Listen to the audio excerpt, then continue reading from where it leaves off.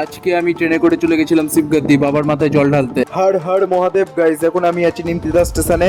আর আজকে আমি যাচ্ছি শিবগদ্দি বাবার মাথায় জল ঢালতে। এখন বাজে ভোর 5:30 আর আমি এখন আছি নিমতিদা স্টেশনের পাশে বজরংবলী মন্দিরটাতে।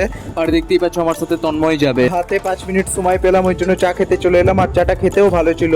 সকাল সকাল বলবো যার জন্য দেখতেই পাচ্ছ কত স্টেশনে। ফাইনালি ট্রেনের অপেক্ষা করতে করতে ট্রেন স্টেশনে চলে এলো। আমরা ট্রেনে চেপে গেছি আর ট্রেন ঠিক সময় ছেড়েও দিয়েছে। ট্রেনে যেতে যেতে একটা সুন্দর দৃশ্য দেখলাম, চারিদিকে সবুজ আর মাঝখান দিয়ে গেছে রেল লাইন। আমাদের ট্রেন অবশেষে বারোয়া স্টেশন ঢুকে গেল আর আমরা ট্রেন থেকে নেমেও গেলাম। বারোয়া স্টেশন থেকে একটা অটো ধরে এবার যাচ্ছি আমরা শিবগদ্দি ধাম। যেতে যেতেই লক্ষ্য করলাম অনেকে হেঁটে হেঁটে যাচ্ছে বারোয়া স্টেশন থেকে বা ফরাক্কা থেকে, আর আমরা অটো নিয়ে গেছিলাম। আর অটো থেকে যেতে যেতেই দেখতে পাচ্ছি যে পাহাড়ের কি সুন্দর ভিউ, চারিদিকে গাছপালা, সামনে পাহাড় আর মাঝখান দিয়ে গেছে রাস্তা। ফাইনালি আমরা একটা বাঁধের কাছে পৌঁছে গেছি। এই বাঁধটার নাম জানি না, এই বাঁধটা মনে হয় সাহেবগঞ্জ বাঁধ। এই বাঁধ থেকে আর মন্দির বেশি দূর নাই, তোমরা বলতে গেলে মন্দিরের কাছাকাছিই চলে এসেছি। চলো মন্দিরে গিয়ে তোমাদের সঙ্গে কথা হচ্ছে।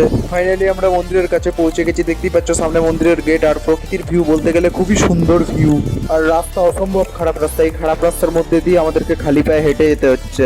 আমি এবার স্নান করে রেডি হয়ে গেছি বাবার মাথায় জল ঢালতে যাওয়ার জন্য। আমাদেরকে এই 100টার বেশি সিঁড়ি ভেঙে যেতে হবে উপরে বাবার কাছে। ফাইনালি বাবার কাছে চলে এসেছি, এবার গুহার ভেতরে ঢুকবো, মানে বাবার কাছে যাব। এক এক করে জল ঢালা শুরু করছি। প্রথমেই গণেশ বাবাজির মাথায় জল ঢালাম, এরপরে বাবার মাথায় জল ঢালবো।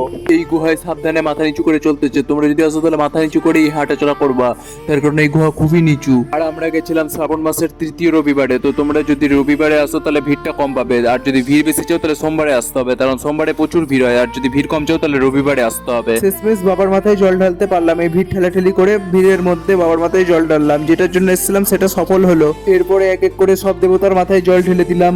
বাবার মাথায় তো জল ঢাললাম, তারপরে এক এক করে সব দেবতার মাথায় জল ঢেলে দিলাম। আর আমি বেশি কিছু দেখালাম না, ভিডিওটা অনেকটা লম্বা হয়ে যাচ্ছে। ভিড়ের মধ্যে আমি আর ভিডিও করতে পারছি না। মোট কথা আসল জিনিসটা তো দেখিয়ে দিয়েছি, মানে বাবার মাথায় জল ঢালাটা দেখিয়ে দিয়েছি। আর আমি বাকিগুলো দেখালাম না, তার কারণ ভিডিওটা অনেকটা লম্বা হয়ে যাচ্ছে। তো চলো এবার গুহার বাইরে বেরিয়ে তোমাদের সঙ্গে কথা হচ্ছে। অবশেষে আমি গুহার বাইরে চলে এসে গুহার বাইরে দেখতে পাচ্ছ নেট দেওয়া হচ্ছে যেন পাথর যেন না পড়ে ওপর থেকে। আর দেখতেই পাচ্ছ পাহাড় থেকে ঝর্ণার জল পড়ছে।